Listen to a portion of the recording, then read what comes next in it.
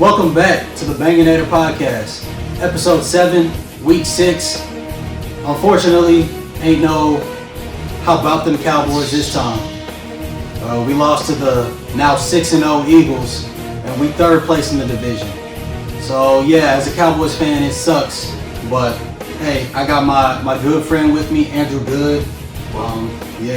Long-time Cowboys fan. You got anything to add right now? So far, I'm just very upset about what Cooper Rush did on the field. Was not impressed. 3 interceptions, you can't really win a game like that. Very disappointed for the Cowboys. Checking out the highlights, going over and over. A lot of 3 interceptions. Just very depressing. Yeah. Hey, you heard it here first, but. Yeah. Really kind of depressing for us Cowboys fans. We got to hear Eagles fans gloat and brag for a week. Until we play again in December. Before we continue, I'd like to say thank you to all my followers, everybody who watches my videos, and everybody who subscribe. Keep liking and keep subscribing so I can keep bringing y'all more content. So let's get to it. By the way, for the first time, I'm wearing a Texas Longhorns jersey and not a Cowboys jersey. Cowboys lost, Texas won over Iowa State. In a close fashion too, but hey, I'll get to that later. But this is a Sam Ehlinger jersey. I had to rep him since they won. My boy Andrew, he got a throwback, Roger Staubach Cowboys jersey. Yeah, man. So Captain America, man, I gotta choose it, man. Nickname Roger the Dodger, man. Yeah. So you gotta bring back the good old days. You know what I'm saying? So won 2 Super Bowls for the Cowboys, and dearly, we're not winning no Super Bowls anytime soon. The way I'm looking at it right now, but we just gotta keep, we gotta stay focused. There's a lot of focus going on. Like you're talking about, first half. First half was not pretty. Yeah. Before camera we started, we talked about the first half and a lot of mistakes. Yeah. There was a lot of bad play calling, on both sides of the ball. Yeah. We could have started, not letting them get 2 touchdowns in the first half is not the best way to start the game. Exactly. We didn't do anything. Exactly. And then it's way different how we played against the Rams. With the good fumble. The Rams game was really good, really impressive. Literally the first 2 minutes you get a fumble, and that's what we needed. And so off the bat, we get that going on. Yeah. But other than that, we could have played way better. Yeah. We could have played way better. We could have get the ball. We could have fed the ball to CeeDee Lamb. There was CeeDee Lamb, and he only got 44 yards, but no touchdowns. Yeah. It's not really impressive by Cooper Rush's end. And you can't really win games with 3 interceptions. Yeah. And don't get me wrong, he did play really well through the beginning of the season. How he led us out 4 wins. But in these type of games, people really take a good judgment on calls on how you react to strong defense like the Eagles, and how you're gonna react to an undefeated team, the only undefeated team throughout the whole NFL series as we see for itself. So 100%. I'm really back at it to see what's gonna happen for the Lions game, but I'm just really blessed that this team's are viable, so we have a lot of we have a lot of expectation and chance to see what we can do for this next coming up weeks ahead. Exactly. Until December. Like Andrew said, those 3 interceptions by Cooper Rush, you can't have that. If you want to win, 3 interceptions, you're probably not gonna win. So Cooper Rush, and I know he's a backup quarterback, but he's shown over his last 5 starts that he can win you games, or he can not lose you games. So 3 interceptions, can't have that. He was also 18 to 38 passing. So 18 completions, 38 attempts. That's well below 50%. You're not going to win games that way. The first half is the reason why he was 18 to 38. There was just too many plays where he was not on target throwing the ball. So he was really, really horrible. He did pass for 1 touchdown to Ferguson, the backup tight end, because the starter was out. And Ezekiel Elliott, looking like the Ezekiel Elliott of 2-3 years ago. He did have 88 yards and that 1 touchdown. Overall, the offense was not looking good. Like Andrew mentioned earlier, receivers not making enough impact part of that was due to Cooper Rush. But I do think that will get better when Dak Prescott comes back next week. So our defense, not as good in this game. Obviously, they did not live up to the expectations that they set the past 5 weeks, right? They couldn't stop an ant from crawling downfield in the first half. That's why we were down 20-3 going into the half. We did have 4 sacks, and looking at a team having 4 sacks, you look at the stats and you're like, oh dang, okay, all right, they stopped the other team pretty well, huh? It must have been low scoring, but nah, the score went up quickly. I thought they were going to score even more in the second half. That's why I thought when the second half started, I didn't think that we would be able to turn things around so quick. But they were able to make stops in the second half, and that's why we had 17 unanswered points whenever we got up to 20-17. And that's why Jalen Hurts was able to go 15 for 25. 155 yards and 2 touchdowns. So, and 155 yards, that's not a lot, but he didn't have to do a lot because we couldn't stop him on the quarterback keepers, QB draws, or Miles Sanders running the ball. So, what you got to add on our defense? Oh yeah, man, it was very sad. You could just go back to the highlights and look back and how you saw that what's called Michael Parsons was actually struggling just to get around, just to he didn't even get a sack. And then not one sack, and it was one sack. I'm sorry, excuse my one sack. So you see him, and Michael Parsons has got to do his thing, and him having a bad game. So it wasn't just only Cooper Rush, as we could see. It was really also Michael Parsons as well, not able to execute like he always does in the past and stuff. And we were checking out the last game, he ended up getting injured by the groin area, and so that I don't know if that could have been a big part of what was happening and stuff, and why he was out there playing his ass off. But and I do think that teams are just getting better at scheming for him. Oh yeah, absolutely. Yeah, like how he didn't get a sack against the Giants. I don't think he got a sack against the Commanders either, but they're just doing a good job of double teaming him. So that's what it seems like.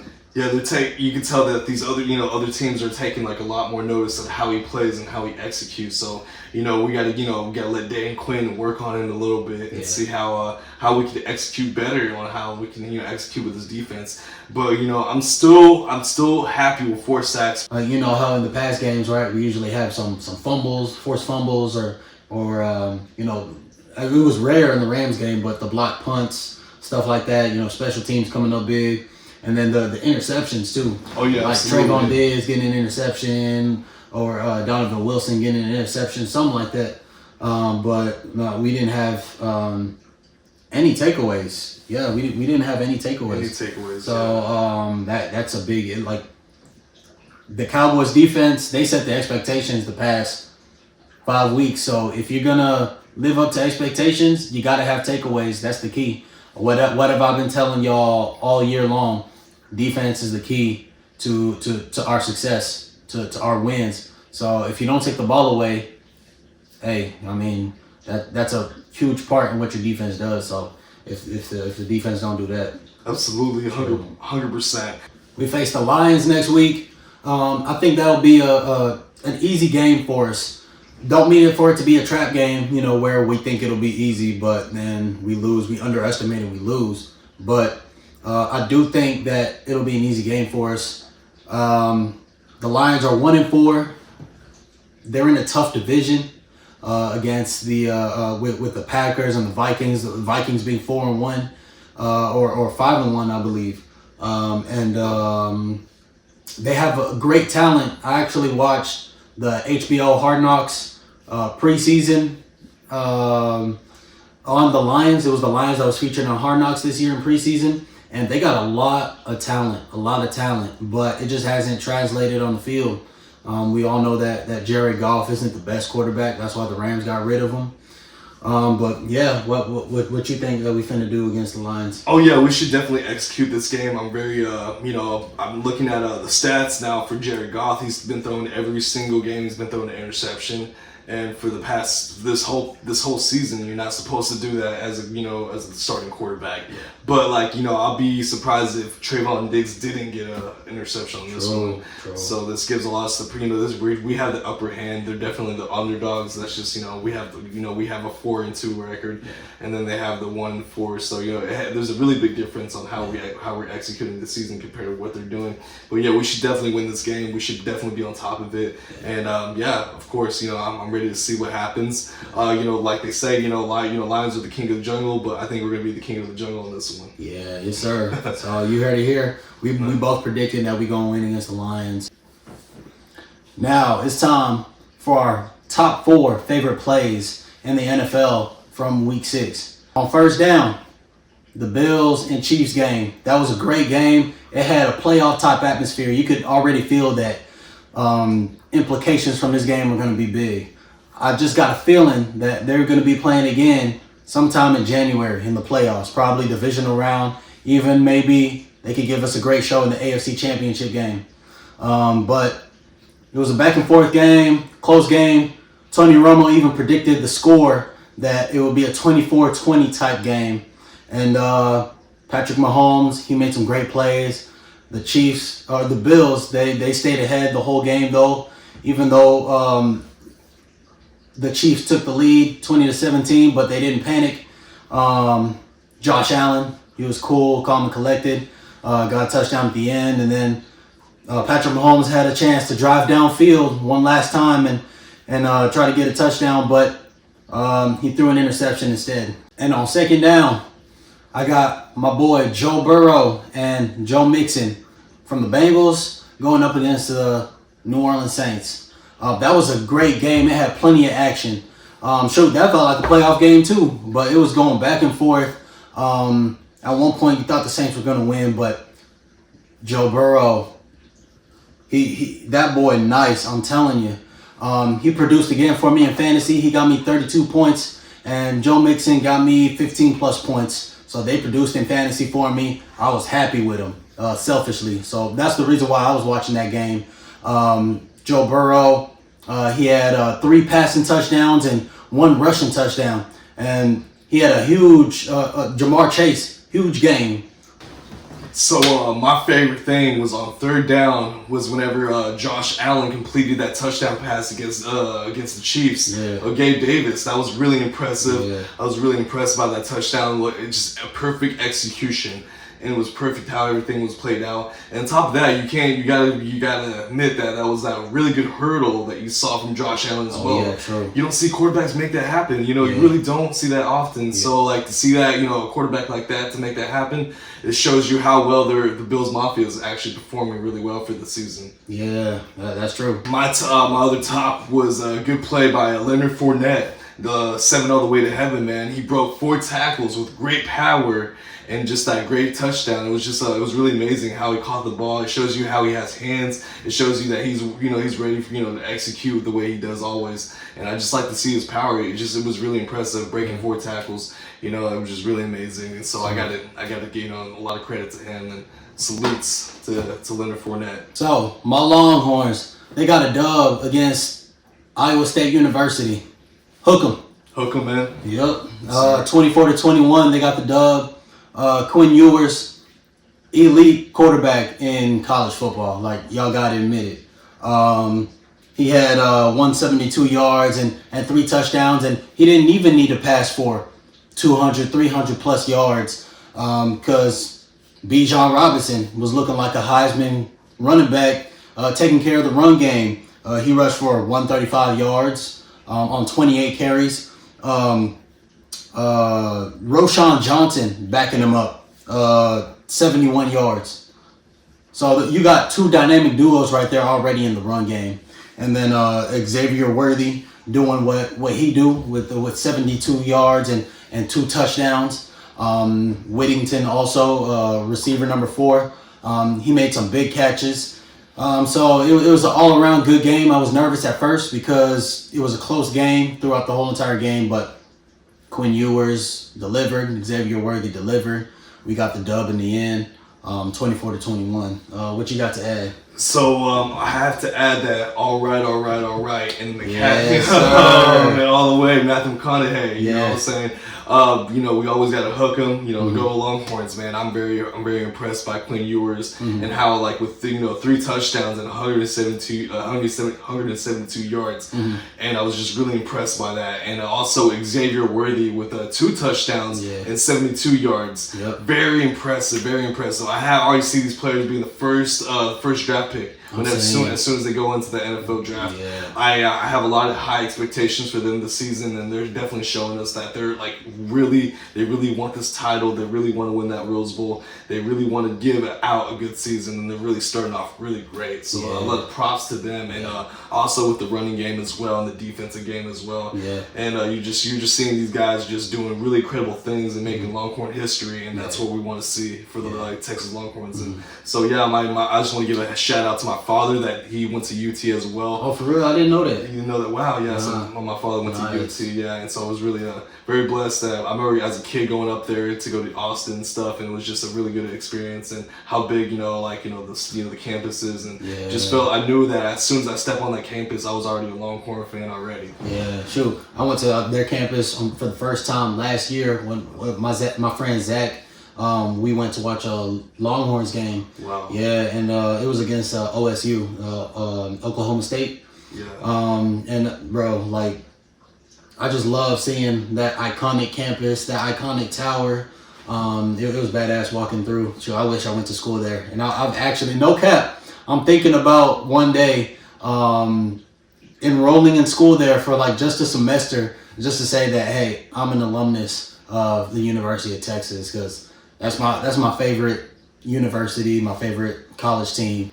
Turns out I lost again in fantasy football. I was this close to being 3-3 and being 500 in my record, but I'm 2-4. It sucks. I thought I was going to be on a 3-game win streak, but I lost. I barely lost. 120.28 to 119.20. About a point away. Biggest playmakers was Joe Burrow and Joe Mixon. Joe Burrow getting me 32 points. Joe Mixon getting me 15 plus points. And once again, Sunday night, I was down, and we didn't have anybody playing on Monday Night Football. So I was down by about 10, 15 points.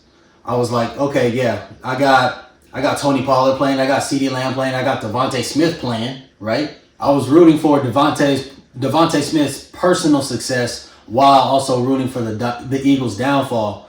But that just didn't work out. His success, and their win went hand in hand. And for me to win, I just needed one more. It could have been anything, because I was only a point away from winning. It could have been another CeeDee Lamb reception, because he did get a lot of looks. It could have been Tony Pollard with another run. Devontae Smith with another catch. Brett Maher, if he didn't miss that freaking kick at the end, I would have beaten my opponent in fantasy football. So I was really upset that Brett Maher didn't make that kick. Really upset that the Cowboys offense wasn't successful in the first half and didn't give me that last little bit that I needed in the second half. So freaking close, but and those are the most annoying losses in fantasy football, when you lose by 1 point or a fraction of a point. But season's not over. Got to try again next week. I hope y'all enjoyed this episode of the Banganator podcast. It's the first time that I've had a guest on. Amazing guest, knowledgeable. Sure, he's already set the standard for all the guests that come after him on this show. So y'all heard him talk, and he was speaking facts. But please like and subscribe. Like to push it up the algorithm, and keep subscribing so I can keep bringing y'all this content.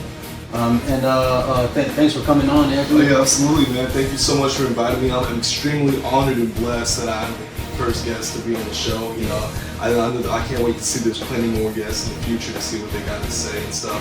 But I was very blessed to be able to share my opinions and thoughts, and I can't wait to see what this channel has to offer. But I'm loving. I love the fans. I love the support that y'all guys give to my boy and Esley. 20 years of friendship, man. You can't break that. You can't buy those memories, man. And so I'm very blessed to be here, man. And I hope to see y'all guys soon. Appreciate it. As well, brother. Hey, you're welcome back anytime. As well, man. Thank you so much, man. No problem. And as always, go Cowboys. Go Cowboys. The Banganator podcast is brought to you by Esley Banga, diehard fan of the Dallas Cowboys since 1997. How about them Cowboys?